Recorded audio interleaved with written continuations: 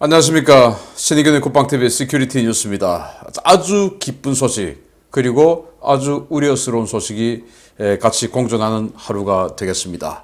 자, 5월 9일 푸틴이 정한 데드라인이죠. 그 데드라인에 뭔가 소기의 성과를 보여주고 싶은 이 군인들이 너무 무리한 일을 벌이고 있습니다. 이 아조스탈 제철소에 진입을 해 들어갔는데 아마 어마어마하게 죽어나갈 것 같습니다. 어떤 상황인지 보겠고요. 그리고 이 우크라이나군이 제가 오늘 아침에 이 이줌 축선 북쪽 그 후방 배후를 강타하고 있다라는 말씀을 드렸는데 엄청난 전과를 올리고 있는데 곧 이줌 축선에 들어가 있는 22개 BTG가 완전히 고립되게 생겼습니다. 이 키우 서부 또 체르니우 쪽의 재판이 될 가능성이 아주 높아지고 있는데 어떤 전과를 올리고 있는지 알아보겠고요. 그리고 푸틴 대통령이 5월 9일 전승일을 기념해서 뭐 전승일을 하는 게 아니고 아예 서방 세계와 결전을 벌이겠다. 3차 대전을 각오한 이 우크라이나에 대한 전면적인 선전포고를 할 가능성이 크다라고 우크라이나 정보국이 밝혔는데 어떤 내용인지 한번 보겠습니다.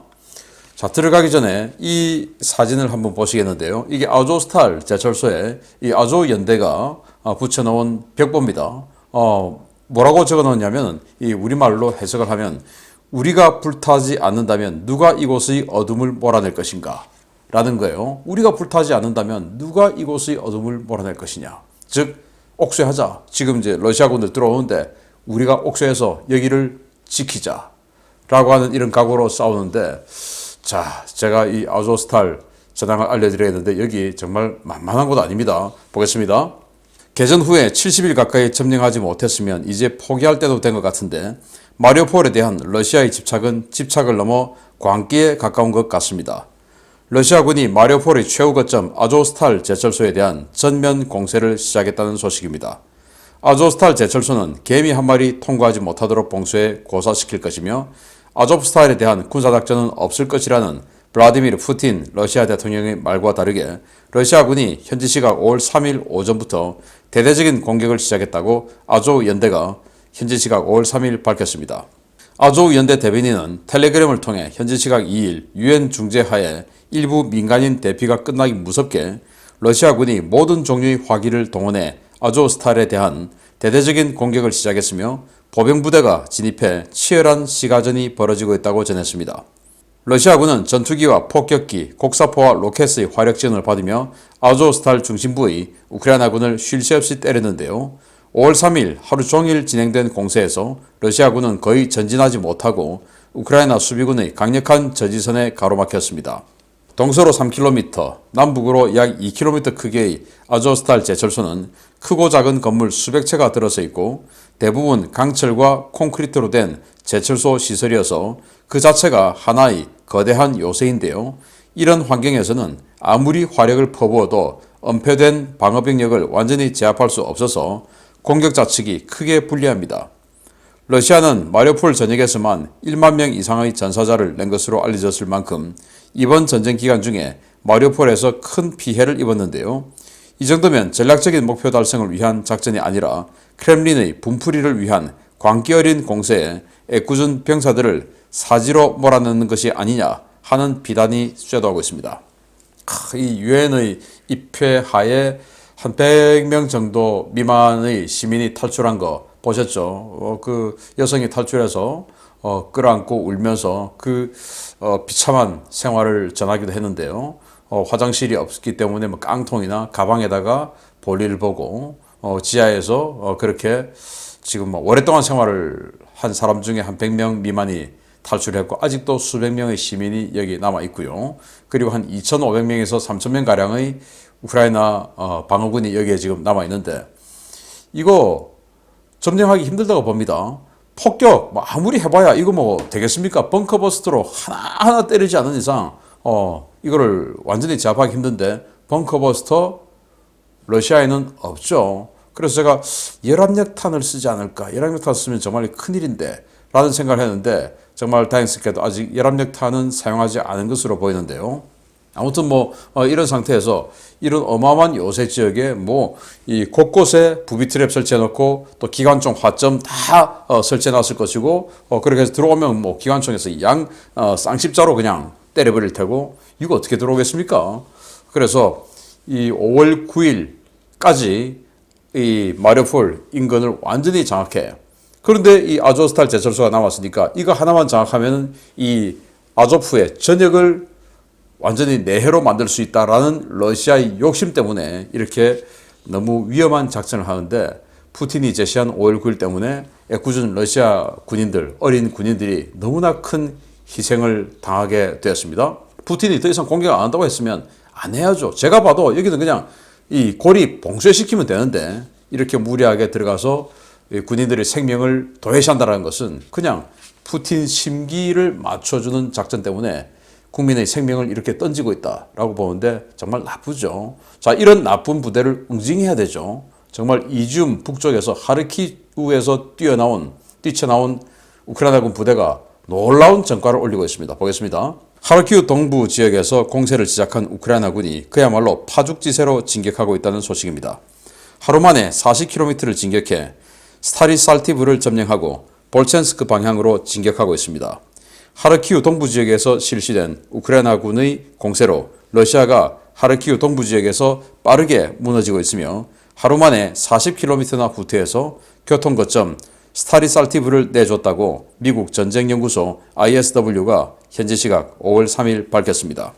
ISW는 우크라이나군과 복수의 오신트 소식통 정보를 종합한 결과 우크라이나군이 스타리살티브를 점령한 것으로 보이며 현재는 해당 도로 축선을 따라 계속해서 진격하고 있다고 밝혔는데요. 복수의 정보 소식통의 리포트와 일치된 정보들을 종합해보면 현재 우크라이나 기동부대는 스타리살티브를 넘어 볼첸스크 인근까지 접근한 것으로 보입니다. ISW는 러시아는 이미 해당 축선에서의 보급로를 축소했기 때문에 이번 공격이 러시아의 지상 보급로에 막대한 영향을 주지는 않을 것이다 라며 이번 공세로 우크라이나는 하르키우 북동쪽의 러시아군 거점을 무너뜨리면서 러시아군 배후 거점들을 제거할 수 있는 광범위한 작전을 위한 기반을 마련할 수 있게 되었다 라고 평가했습니다. ISW의 이 같은 평가는 이번 공세가 단순한 보급로 차단이 아닌 이지움 축선에 집중되어 있는 러시아군에 대한 대규모 포위망 구축의 일환일 것이라는 분석에 힘을 실어주고 있는데요. 이번 공세에 투입된 부대는 전차를 중심으로 한 상당한 규모의 기동부대라는 점 외에는 알려진 것이 거의 없어 우크라이나의 포위망 구축 의도에 대해서는 좀 더 분석이 필요해 보입니다. 러시아가 볼첸스크 축선을 상실할 경우에 이제 이지움 축선의 보급로는 오스킬강 상류의 소도시 발라유키를 지나는 농촌도로 그것도 파르티잔의 활동이 극성을 부리는 지역 하나만 남게 되는데요. 이번 공세가 보급로 차단이든 포위든 러시아군의 앞날이 점점 어두워지고 있다는 데에는 이견이 없을 것으로 보입니다. 하르키우에서 뛰쳐나온 전차 부대가 동쪽으로 확 진격을 시작했다라고 제가 오늘 아침에 알려드렸는데 이것에 대한 소식을 미국 전쟁연구소가 발표를 했어요. 단 하루 만에 40km를 진격했다. 40km 이거 엄청난 거예요. 6.25 때 우리 이 한국군이 정말 형편없이 밀리던 그 시점에도 서울까지 들어오는데 사흘 걸렸어요. 근데 여기는 지금 하루에 그때 서울까지 오는 것만큼 지금 온 겁니다. 엄청난 스피드로 그냥 거의 무인지경으로 달린 겁니다. 40km는. 걸리면 그냥 쏘고 잠시 좀 전투 좀 하고 그리고 또 달리고 이렇게 해서 간 게 40km 아니겠습니까? 자, 그러면은 이게 어디냐? 자, 여기죠. 지금 이제 이 초록색 동그라미가 3개가 보이는데요. 여기가 지금 뛰쳐나간 곳입니다. 그래서 여기를 지금 점령했고 계속 진격을 합니다. 그리고 여기가 이제 이지움 축선이죠. 그리고 여기가 이제 세베로도네츠크 축선이죠. 여기가 크게 3개의 축선인데 지금 여기 보면 메인 이포트 해서 이 우크라이나가 주 전장인데 이 ISW 즉 미국 전쟁연구소의 주장은 여기가 조공이에요. 조공인데 인사이클링 더 컬드런 그래서 가마솥처럼 그냥 에워싸가지고 이지움과 도네츠크 그리고 루안스크 이 전역을 그냥 가마솥처럼 에워싸서 덮어버린다 라고 지금 아주 뭔가 해학적인 그런 비유를 했어요. 가마솥에 딱 집어넣어가지고 뚜껑 덮어버리면 어떻게 됩니까? 그냥 닭 털 다 벗겨주고 그냥 백숙되는 거죠. 이렇게 만들어버려요. 즉 완전히 포위해서 크게 포위해서 섬멸한다라는 것인데, 지금 이 이지움 축선에 러시아군이 22개 BTG를 가지고 2주 전에 전쟁을 스타트를 했죠. 그런데 22개 BTG에서 지금 상당히 많이 녹아내리고 다시 추가로 정원해서 다시 2차 공사할 때는 25개 BTG로 또 스타트를 했는데, 그게 또 지금 일주일 지났죠. 그런데 그 25개 BTG를 계속 보급하려고 하면 이 지역에 도로가 확보가 돼야 되는데, 그걸 지금 잘라서 들어가는데, 지금 이 ISW는 저는 오늘 아침에 보급로 차단을 위한 기동일 것이다 라고 말씀을 드렸는데, 지금 이 ISW 미국 전쟁연구소는 보급로 차단일 수도 있지만 크게 포위하러 간 것이다. 그래서 이 지역을 이 이지움 축선뿐만 아니고 이 도네츠크까지 완전히 포위해서 말려버리는 이런 작전에 들어간 것이다. 자, 그러면은 전차부대 기동부대 하나가 계속 치고 들어가면 어떻게 됩니까? 그들도 고립되죠. 보급을 못 받아서. 그래서 이 하르키우에서 이번에 들어간 이 부대가 전차 여단 하나가 아니고, 그 전차 여단이 돌파를 하면 후속에서 보병 부대들 또는 기계화 부대들이 계속 따라가면서 탁탁탁탁 남죠. 그렇게 해서 계속 점령지를 관리하고 방어선을 구축해서 이 이게 뭐 국경과 가까우니까 국경 지역에서 지금 러시아의 육연합군, 육군이 지금 국경 지역에 있는데, 그 육연합군이 치고 들어온 것을 막아내야 되죠. 그리고 다시 보급이 막힌 이 러시아군이 후방으로 다시 러시아 쪽으로 도망가려고 하면은 이 후방으로 또 들어와야 되죠. 역공을 이 북쪽으로 다시 올라가야 됩니다. 그걸 또 양쪽에서 막아내려고 하면은 보병 부대들이 제법 많은 방어 부대들이 들어가서 여기에 이 기동 부대가 치고 나가는 이 축선을 따라서 계속 방어선을 쳐줘야 돼요. 그래서 이번 이 하르키우에서 뛰쳐나온 이 공격이 한 개 전차회단이 아니고 꽤 많은 부대가 지금 이 집결해서 들어왔을 것이다. 그래서 그동안 우크라이나가 예비군 동원을 했는데 그 예비군들이 제대로 뭐 전선에 투입됐다라는 보고가 없었지 않습니까? 그런데 아마 이 하르키우 쪽에 그동안 뭐 서방으로부터 받은 무기 체계들 뭐 이런 것들을 가지고 편성한 이런 예비군들이 굉장히 많이 들어왔지 않은가라고 이 상황을 보고 판단할 수 있지요. 그래서 이 전차부대 뭐 1전차 예단일 수 있는데, 그 전차부대가 계속 돌파를 하면 돌파를 해서 이게 이렇게 이제 크게 에워싸겠죠. 그러면 이제 거기 후속에 계속 한 개 대대씩 탁탁탁탁 떨어져서 계속 방어선을 치는 것이죠. 이렇게 하면 이 이지움 축선에만 지금 러시아군이 3만 명 정도 있다라는 거 아니겠습니까? 그 3만 명 완전히 고립되고, 지금 이미 이 순간에 이 이지움으로 들어간 도로가 현재 2개밖에 안 남았어요. 원래 큰 고속도로 M03이 있는데 그건 이미 진작에 우크라이나가 끊어버렸고, 이 작은 도로 2개가 나왔는데 그 중에 지금 한 개를 단 하루의 기동으로 한 개를 끊어버렸어요. 그럼 이제는 거의 농로 같은 도로 하나만 남았는데 요거만 딱 끊어버리면 이제는 보급은 끝입니다. 정말 어떤 일이 다음 주에 벌어질까, 아니면 이번 주말에 벌어질까 굉장히 기대되는데, 이 정도 스피드라면 거의 뭐 하루 이틀 후면 이 22개 BTG의 운명이 어떻게 될 것이다 라는 예상이 나올 수도 있겠습니다. 굉장히 강한 공격을 지금 우크라이나군이 하고 있는데, 그 결과 파죽지세다. 파죽지세가 뭡니까? 대나무를 쪼개는 그런 기세로 나간다 아니겠습니까? 대나무 딱 쪼개면 쫙 벌어져 버리죠. 그 파죽지세로 지금 그냥 진격하고 있다라는 건데 기대됩니다. 계속 여러분들께 알려드리도록 하겠습니다. 자, 세 번째인데요. 정말 우려됩니다. 블라디미르 푸틴 대통령의 가장 큰 실수는 주변 간신들의 허위 보고에 속아 우크라이나 전쟁을 단기간에, 그것도 압승으로 끝낼 수 있다고 판단한 것이었습니다. 그 오판으로 위기에 몰린 그가 5월 9일 또 큰 오판을 내릴 것이라는 우려가 쏟아지고 있습니다. 러시아가 오는 5월 9일 전승기념일에 맞추어 우크라이나에 대한 선전포고는 물론 전국적인 국가 총동원령을 내리고 사실상의 제3차 세계대전으로 가기 위한 준비를 하고 있으며, 이 같은 움직임에 대한 의심은 이제 추정을 넘어 확신에 가까운 수준까지 굳어졌다고 우크라이나군 당국이 현지 시각 5월 3일 밝혔습니다. 키릴로 부다노프 우크라이나 군사정보국장은 크렘린이 이미 5월 9일 선전포고를 발표하기에 앞서 전국 단위에서의 광범위한 동원 절차를 준비하기 시작했다라며 이제 그들은 우크라이나 침략을 특별 군사작전이 아닌 전면전의 형태로 바꾸려 하고 있으며 서방을 겨냥한 제3차 세계대전의 명분을 만들려 하고 있다라고 경고했습니다. 이는 러시아가 5월 9일 우크라이나에 대한 선전포고와 더불어 전국적인 국가 총동원 체제에 들어갈 것이라는 미국과 영국 등 서방 정보당국의 분석과도 일치하는데요. 우크라이나와 나토 각국은 이번 전쟁의 패배는 곧 블라디미르 푸틴의 정치적 위기로 이어질 것이기 때문에 크렘린이 쉽게 전쟁을 포기하지 않을 것이라는 공통된 우려를 내놓은 바 있습니다. 문제는 크렘린의 이 같은 결정이 오판이라는 것입니다.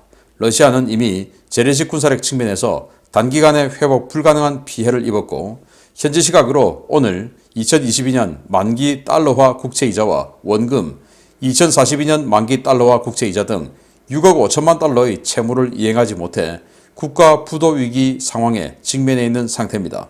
러시아가 6억 5천만 달러의 이자를 입금한 시티은행 런던 지점은 현지 시각으로 5월 4일 영업 마감 시간 이전까지 각 채권자의 계좌로 이자를 이체해야 하는데요.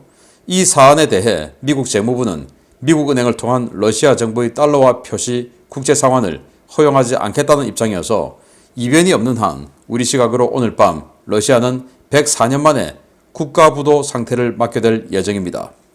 군사적인 상황도 좋지 않습니다. 미국과 나토는 20개국 이상이 참가하는 대규모 연합군사훈련을 5월 1일부터 5월 27일까지 북쪽의 핀란드와 남쪽의 북마케도니아 일대에서 대대적으로 실시하고 있는데요. 미 본토에서 증원된 미군을 비롯한 나토 연합 지상군 18,000여 명이 폴란드에 전개되어 러시아를 강력하게 압박하고 있는 상황입니다. 러시아는 정치, 외교, 경제, 군사적으로 절대 불리한 입장에 처해 있는 상황인데요. 푸틴, 부디 이성과 양심을 갖고 현명한 판단을 해주기 바랍니다. 자, 국가 부도가 결정되는 게 오늘입니다. 그래서 오늘이 지나면 러시아가 공식적으로 국가 부도가 되냐 안 되냐 이런 상태인데 러시아가 돈은 있어요. 문제는 스위프트 코드에서 삭제해가지고 그 돈을 사용할 수 없다라는 겁니다. 니들은 달러와 못 써 라고 미국이 규정해버린 겁니다. 그래서 지금 러시아가 외환 보유액이 총 6,430억 달러인데 이 중에서 해외은행 예치금이 4천억 달러. 그 4천억 달러 지금 동결돼 버렸어요. 은행에 돈이 들어있는데 사용하지 못해요. 왜? 스위프트 코드에서 삭제를 해버렸으니까. 자, 그러면은 오늘 돌아오는 이자하고 뭐 이런 것들이 지급해야 될 또 채권이 6억 5천만 달러인데 그걸 영국 시티은행에 지금 러시아가 입금했습니다. 입금했지만 미국은 시티은행에다가 또 영국 정부에다가 그 받아주지 마. 결제해주지 마. 이제 이렇게 압력을 넣고 있어요. 이걸 이제 결제를 안 해주면 어떻게 되냐? 인정을 안 해주면 어떻게 되냐? 러시아 정부와 공기업이 가지고 있던 채권 1,500억 달러 정도가 있는데 이게 휴지 조각이 되는 겁니다. 그러면은 러시아가 앞으로 전쟁을 위해서 뭔가 지금 긴급하게 돈이 없으면 돈을 마련해야 되지 않습니까? 그 돈을 마련하는 게 뭡니까? 국가가 채권 아닙니까? 그런데 러시아가 달러를 사용할 수 없기 때문에 채권에 대한 채권을 왜 삽니까? 이익이 있을 거니까 사죠. 근데 그 이익이 없을 거다. 그럼 그 채권을 왜 사겠습니까? 그럼 채권이 안 팔리죠? 그러면 러시아가 이 전쟁에 동원할 수 있는 돈이 없어지죠. 그래서 굉장히 힘든 상태까지 가게 될 것이다. 문제는 이제 천연가스와 석유 이런 것들에 대한 이 공급망에서 배제 이게 가장 핵심인데 지금 바이든 대통령이 이 사우디아라비아의 빈 살만 왕태자하고 너무 사이가 안 좋아가지고 지금 뭐 석유 증산이라든지 이걸 지금 못 해내고 있는 그런 황당한 상황이라서 지금 아직도 푸틴이 버티고 있고 어쩌면 지금 뭐 오르니까 더 좋아라고 할 수도 있는 상황인데 이걸 빨리 바이든이 해결해내지 못하면 완전히 그냥 다 만들어 놓고 그 마무리를 못하는 이런 상황이 될 수도 있고 자 그러면서 푸틴은 지금 여기에서 도저히 우크라이나에서 지금 이 특수 군사 작전이라고 하는 이 상황에서는 도저히 이겨낼 수가 없는 거예요. 뭐 지금 뭐 일부 세력들은 지금 러시아가 계획대로 잘하고 있다. 아니 계획대로 잘하고 있는데 지금 전면전 선포하고 합니까? 원래 계획은 5월 9일 날 열병식 승전 열병식 하는 거 아닙니까? 그것도 원래 계획도 아니고 수정된 계획이 그렇죠. 원래 계획은 사흘 만에 이기는 거였고. 그런데 이제 그것도 안 되니까 5월 9일 날 기점으로 이제는 전면전을 선포한다. 국가 총동원령. 그래서 우크라이나 정보 당국은 지금 어디서 어떻게 징병하고 그래서 훈련을 시키고 그렇게 해서 어떻게 편성하고 하는 계획이 다 수립됐다. 라고 우크라이나 정보 당국이 지금 이야기를 하는 거예요. 이건 우크라이나만 주장하는 게 아니고 미국과 영국은 이미 그렇게 이야기를 하고 있었고. 자, 그렇게 되었을 때 제가 지난 주말에 여러분들께 알려드렸던 것처럼 과연 러시아가 이 전면전 선포 후에 징병 그리고 동원령을 통해서 징병하고 동원한 그 예비군들을 무장시킬 능력은 있을까? 저는 없다고 봅니다. 왜? 전차가 지금 10,000대를 치장했다고 하지만 그 10,000대 중에 쓸 수 있는 게 몇 대 되겠습니까? 그러니까 능력이 거의 없다. T-90 전차, 그거 지금 한 200대 치장되어 있는 거, 요거 정도는 사용할 수 있다고 봐요. 예. T-90은 어차피 등장한 지 얼마 안 됐으니까. 그러니까 러시아는 이거 동원해봐야 큰 효과도 없다. 그러면 결국 핵밖에 쓸 수 없는데, 서방 세계가 싸울 수 있는 게 핵밖에 없는데 이걸 과연 사용할 수 있을까? 그래서 또 이런 것도 우리가 핵 쓰면 미국이 꼼짝 못해요. 라고 지금 말하는 간신배들 그리고 오판하는 자들이 오판을 부추기는 자들이 지금 푸틴 옆에 분명히 있을 겁니다. 푸틴이 어느 쪽에 지금 귀를 여냐. 여기가 이제 관건인데 정말 잘못된 판단은 하지 않기를 바라고 빨리 지금이라도 모든 것을 정상으로 돌리고 이 돈이 지금 많이 있으니까 그 돈으로 정상국가가 되면 이 위기 해결하는 겁니다. 그거 자존심만 딱 굽히면 되는데 왜 이런 식으로 자꾸 어렵게 가려는 것인지 모르겠습니다. 자, 전황 계속 여러분들께 조사해서 알려드리겠습니다. 특히 우크라이나가 완전히 지금 역공에 나선 이 돈바스 전선 완전히 지금 뒤집어질 상황에 되어 있는데 계속 여러분들께 알려드리겠습니다. 신의균의 국방TV 구독, 알림, 좋아요 눌러주십시오. 마치겠습니다. 감사합니다.